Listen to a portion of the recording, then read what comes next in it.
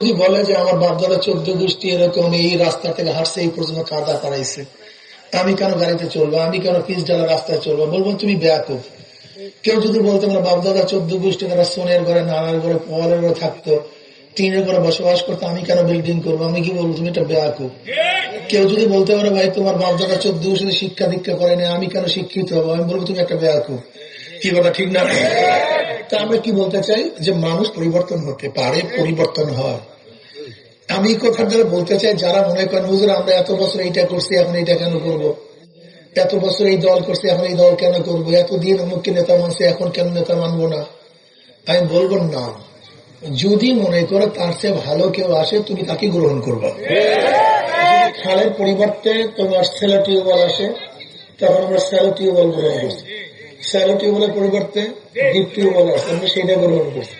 Deep টিউবওয়েলের পরিবর্তে একেবারে রিফাইন করা, অনেক রিফাইন করা পানি চলে আসছে, আমরা সেটি কোথায় জানেন না, এটা গ্রহণ করছি। তার মানিটা কি? তার মানিটা হলো আমরা পরিবর্তন চাই।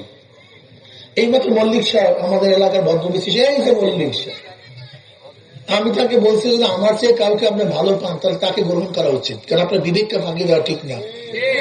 যদি আমার চেয়ে কোনো ভালো আদর্শ কার মধ্যে পান আপনার তাকে গ্রহণ করা উচিত। কি ওরা ঠিক? আমি তো কার গোলাম না, আমি তো কার গোলাম না, কার গোলাম হয়ে তো আমি জন্মগ্রহণ করি নেই। আমি কোনো দলের গোলাম না, কোনো ব্যক্তির গোলাম না। আমি কেন এই দল করছিলাম, ভাবছিলাম মানুষ সেবা পাবে, শান্তি পাবে। আমি নেতা কেন মাইনেছিলাম, ভেবেছি তিনি জনগণের খাদেম হবে, নাকি ভাই? না, কিসের জন্য নেতা মানছে? এর জন্য তো জনগণের সেবা হবে, দেশের কল্যাণ হবে। যদি তার মাধ্যমে এই কাজটা না হয় আমি এখানে সেখানে থাকবো কেন? আমার বাবা ছিল এর জন্য, আমার দাদা ছিল এর জন্য, এটা বোকা। যদি এরকম হইতো তাহলে কোন মানুষ তো মুসলমান হইতো না। এই যুক্তিটাই কিন্তু কাকরা প্লেস কোথায় বাপদাকে এই কাউকে দেখছি আর তুমি কোথা থেকে নতুন ধর্ম নিয়ে আসছো, ঠিক কথা ঠিক না? আমি আমার সমস্ত জ্ঞানী বন্ধুদেরকে বলবো, জ্ঞানী মা বোনদেরকে বলবো, যারা জাহেল একেবারে কিছু গ্রহণ করার ক্ষমতা রাখে না, তাদের কাছে বলিয়াও কোনো ফায়দা।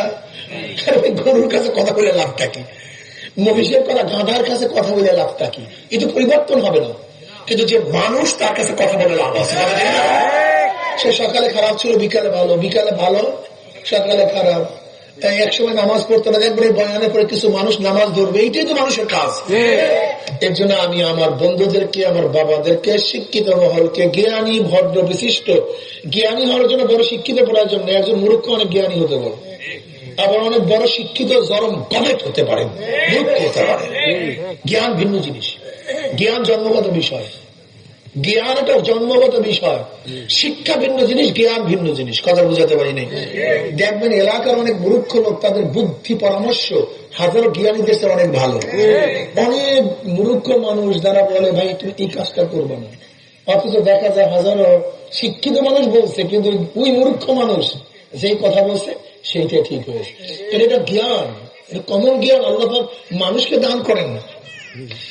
যদি আমার চেয়ে ভালো কাউকে পান, দল পান, নেতা পান, আমি অনুরোধ করব অবশ্যই আপনার বিবেকের দ্বারা তাকে গ্রহণ করা উচিত।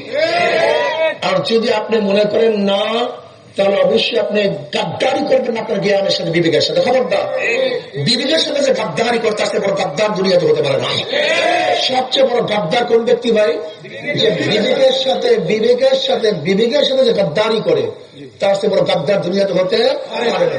কাজে আসুন আল্লাহ আমাকেও আমাদের সবাইকে হক সত্য সুন্দর কিছু গ্রহণ করার তৌফিক দান করেন।